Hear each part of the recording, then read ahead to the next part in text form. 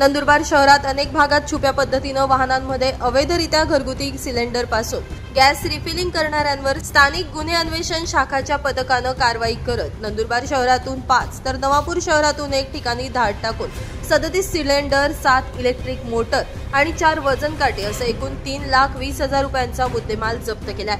संशयित आरोपींविरोधात गुन्हा दाखल झाला असून पुढील तपास पोलिसांकडून केला जातोय।